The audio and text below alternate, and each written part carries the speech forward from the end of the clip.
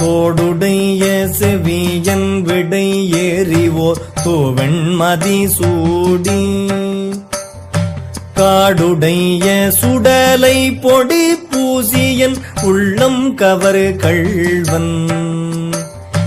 ஏடுடைய மலரான் முனை நாள் பணிந்து ஏத்த அருள் செய்து பீடுடைய பிரமாபுரம் மேவிய பெம்மானிவனன்று